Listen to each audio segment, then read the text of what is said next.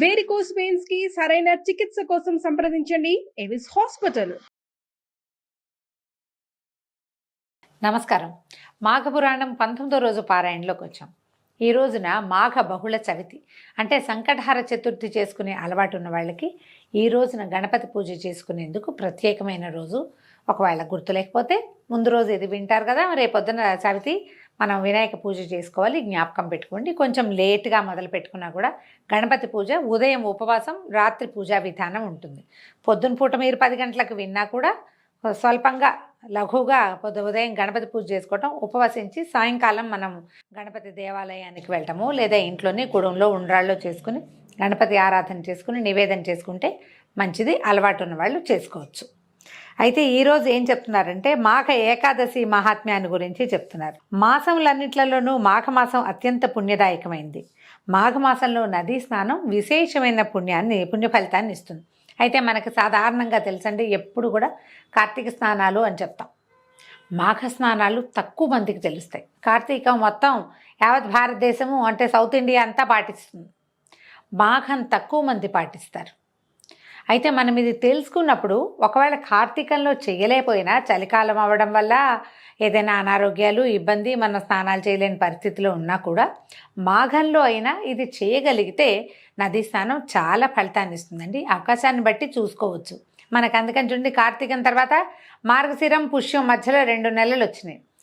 3 నెలల క్రితం చేయలేనిది ఇప్పుడు చేసినా కూడా ఫలితం ఇస్తుంది. మంచి అవకాశం కదా. అయితే నది లేకపోతే ఏ నీటి తావులో అయినా స్నానం చేసి శ్రీ మహావిష్ణువుని భక్తి శ్రద్ధలతో పూజిస్తే తాము చేసిన ఘోర పాపాలన్నీ హరించుకుపోతాయి, పుణ్యం లభిస్తుంది. అయితే ఇది శ్రీమన్నారాయణుడు అనగానే విష్ణు పూజ సాలగ్రామార్చనలోకి వెళ్తాం. మాఘంలో సూర్యనారాయణ అర్చన కూడా చాలా విశేషమైన ఫలితాన్ని ఇస్తుందండి.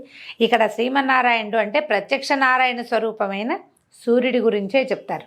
ఇంటికెళ్ళి పూజా వ్యవహారము అది చేయలేకపోతాం మనం పెద్దగా. నదిలోనో ఏ చెరువులోనో స్నానం చేస్తే సూర్యోదయం అవుతుండగా చేస్తాం. ప్రత్యక్షంగా సూర్యబింబం కనపడుతుంది కదా.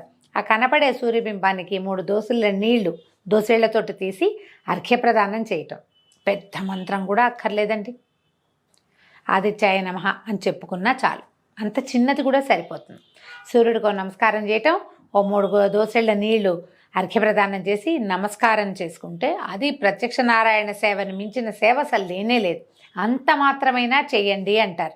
ఒకవేళ నదీ స్నానం కుదరలేదు, ఇంట్లో స్నానం చేసినా చటుకున ఏ మేడ మీదకో బాల్కనీలోకో వెళ్ళి సూర్యుడిని చూస్తే చాలా మంచిది. ఒక చిన్న రాగి చెంబు, బుజ్జి గ్లాసులు దొరుకుతాయి. ఎంతో ఖరీదు కూడా ఉండదండి. ఒక గ్లాసు కొని అట్టె పెట్టుకుంటే ప్రతి మాఘంలోనూ చేయొచ్చు. ఒకే గ్లాస్తో ఇంటిల్లిపాది కూడా చేసుకోవచ్చు.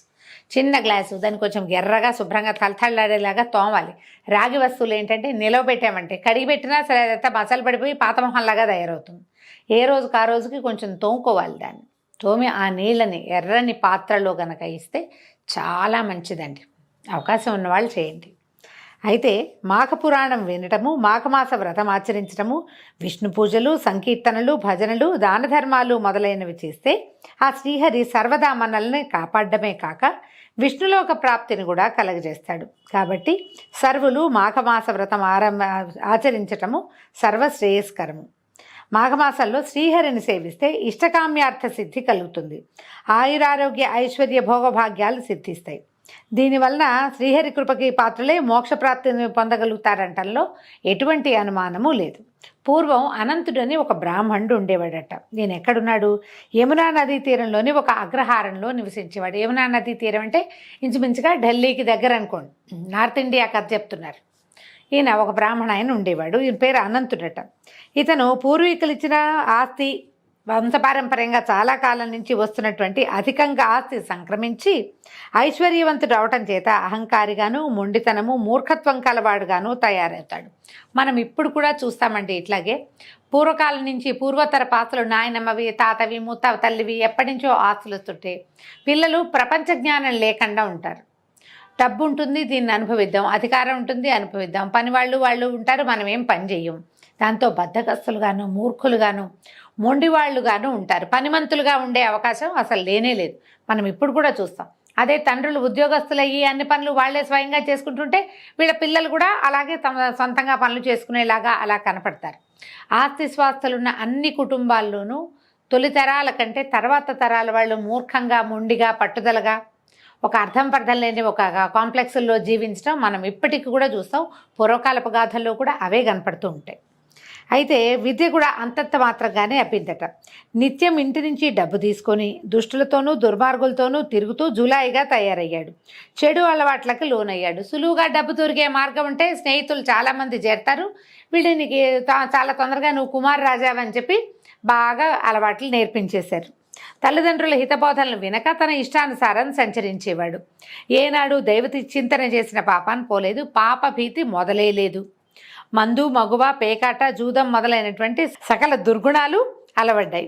ముసలివారైన తల్లిదండ్రులు మాత్రం ఎంతైనా చెప్పి చూశారు, కానీ ఏమీ లాభం లేకపోయింది. వారి హితబోధ చెమిటివాడి ముందు శంఖమూదినట్లుగా అయింది. సరే, వాళ్ళు ఇంకా చేయగలిగేది ఏం లేదు. వీడికి ఎప్పుడో మొహం పగిలితే బుద్ధి వస్తుంది, మనం కూడా ఇట్లాగే అనుకుంటాం. వాడికే ఓ దెబ్బ తగిలితే బుద్ధి వస్తుంది, ఎంత చెప్పినా వినరు. పైగా చేయి దాటిపోయాక మా అమ్మ నాన్న చెప్పారు నేను వినలేదు అనిపిస్తుంది. లేదా ఇంకొంచెం బాగా చెప్పుండొచ్చు కదా అని కూడా అనిపిస్తుంది. ఏదో చెప్పారు మేము వినలేదు, ఓ చెప్పకాయ కొట్టి చెప్పుండొచ్చు, చూడు ఇప్పుడు ఇలా అయిపోయింది అంటారు. అలాంటి ఫ్రెండ్స్ ఉంటారు చూడండి మనకి. చెప్పినప్పుడు వినరు, ఇంకా బాగా చెప్పలేదని తర్వాత కాలంలో భావిస్తారు. ఇలా ఇక వాళ్ళు సరిపెట్టుకున్నారు వాళ్ళ అమ్మా నాన్న. కాలమే వీడికి సమాధానం చెప్తుంది. ఈ కాస్త ఆస్తి పోయాక, ఇదంతా అయ్యాక వాడికి పళ్ళు రాలేక బుద్ధి వస్తుందని ఇక చెప్పలేక వదిలిపెట్టేసి వాళ్ళ మా నాన్న వాళ్ళు ఉండేవాళ్ళు. ఇలా ఉండగా కొంతకాలానికి అతనికి జ్ఞానోపదేశం అవ్వడం మొదలుపెట్టిందట. జ్ఞానోదయం అవటం మొదలుపెట్టింది. జ్ఞానోపదేశాలు చాలామంది చేశారు, కానీ అతను వినలా. జ్ఞానోదయం అవడం మొదలుపెట్టింది. దుర్గుణాల వల్ల రోగాల బారిన పడ్డాడు. స్నేహితులు సాయం చేయకపోవడంతో వారి పట్ల విసిగిపోయాడు. ఏనాడు దాన ధర్మాలు చేయలేదు, దైవచింతన లేదు. ఇప్పుడు దైవచింతన ఎలా చేయాలో తెలియదు. ఎవరికైనా దానం చేస్తుంటే వాళ్ళు ఎవరైనా సహాయం చేసేవాళ్ళు. ఇతను ఏం చేశాడు, స్నేహితులతో కలిసి స్నేహితుల మీద ఖర్చు పెట్టాడు. దాన్ని దాన ప్రక్రియగా తీసుకోలేం కదా. మనం దానం చేసామనుకోండి, ఎవడో లేనివాడికి డబ్బు ఇచ్చాం, అవసరానికి ఏదో ఆదుకున్నాం మనం. అప్పుడు వాళ్ళు మన అవసరాలప్పుడు వాడు కాకపోతే ఈ దానం చేసిన ఫలితము ఇంకో పక్క నుంచి వస్తుంది. మనం చేసింది ఏమిటంతా దుబారా, జులాయితనము, ఖర్చు.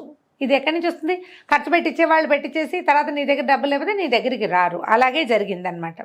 ఇతనికి ఒంట్లో సత్తువ తగ్గిపోవటం మొదలుపెట్టింది. ఓపిక లేదు, అనారోగ్యం పాలైపోయాడు. ఫ్రెండ్స్ని 10 మందిని పిలిస్తే 2 వచ్చేవాళ్ళు. ఆ 2 కూడా కాసేపు కూర్చుని వీడు మూలుగుతుంటే వాళ్ళు చక్కగా వెళ్ళిపోయేవాళ్ళు. సొంత వాళ్ళు అయితే ఉంటారు, ఎవరుంటారు? స్నేహితులు ఉండేవాళ్ళు కొద్దిమంది ఉన్నారండి. లేదు, మిత్రులు మంచివాళ్ళు కాదని మనం అనలేకపోతాం. ఈ పురాణాల్లో చెప్పబడిన గాథల్లో ఏంటంటే డబ్బుని చూసి చేరిన వాళ్ళే స్నేహితులుగా చెప్పబడతారు, ఇట్లా వదిలేస్తారు అని. ఎప్పుడు కూడా మనం డబ్బులే చూపిస్తుంటే మన క్యారెక్టర్ని ఎవరు చూస్తారు?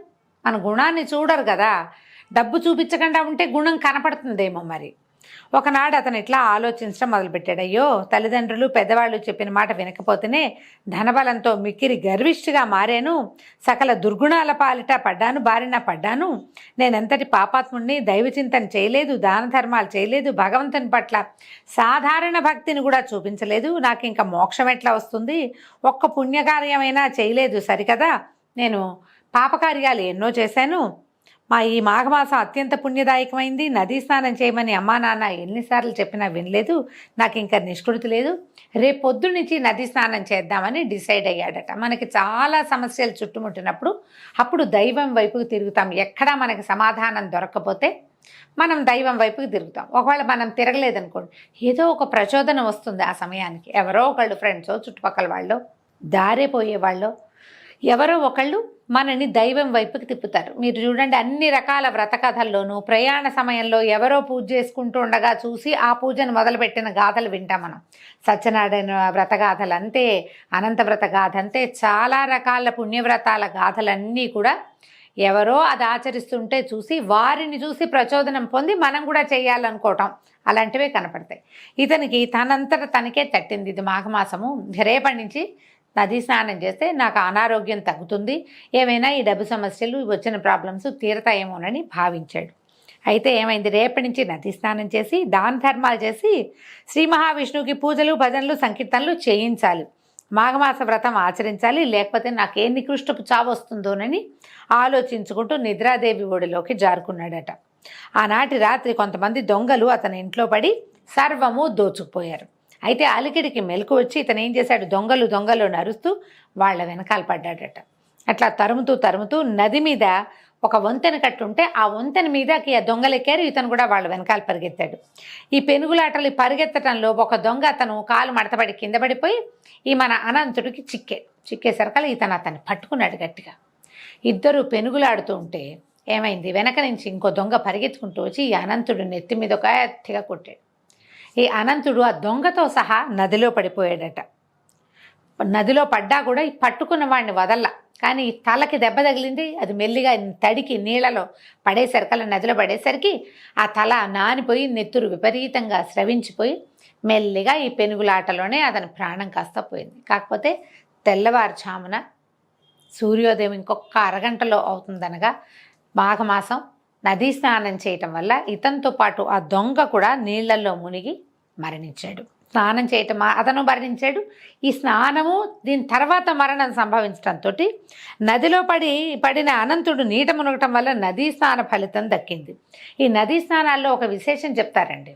నది ఒడ్డును కూర్చుని 2 మగ్గులు తీసి నెత్తి మీద పోసుకుంటే కాదు, నదిలో దిగి కంఠస్నానం లేదా నడుం దాకానే కట్టి స్నానం చేస్తారు కొంతమంది. మునగడానికి భయపడతారు, వాళ్ళకి పూర్తి ఫలితం లభించదటండి. చాలా ఖచ్చితంగా చెప్తారు. నదిలో ముక్కు మూసుకుని మునగాలట. ముక్కు మూసుకుని మునగలం కష్టం కదా, చాలా కష్టం. మాకు స్విమ్మింగ్ రాదండి అలాంటి భావి చెప్తాం. చాలామంది గొంతు కూర్చుంటారు, నెల్లిగా కింద కూర్చుని ఏదో ఒక సహాయంతో మునగడానికి ట్రై చేస్తారు. 3 సార్లు ముమ్మారు మునక వేయటం అనేది చెప్తారండి తప్పకుండా. దానికి ఏం లేదు, బాగా 5-6 సార్లు శ్వాస తీసుకుని వదిలిపెట్టడము. స్విమ్మింగ్ ప్రాక్టీస్ లాంటి, స్విమ్మింగ్కి వెళ్ళే ముందు ఎలా నేర్పిస్తారో అంతే, బాగా గాలి తీసుకోవటం వదిలిపెట్టడం. 5-6 సార్లు చేసామనుకోండి కొంచెం మనకి ఆ లంగ్స్కి అది అలవాటు అవుతుంది. ఈసారి గాలి తీసుకొని లోపలికి టక్కిన ముక్కు మూసుకొని మునిగిపోవాలి. మునిగేస్తాం ఈజీగానే, లోపల గాలి ఉంటుంది కాబట్టి మనకేం భయం ఉండదు.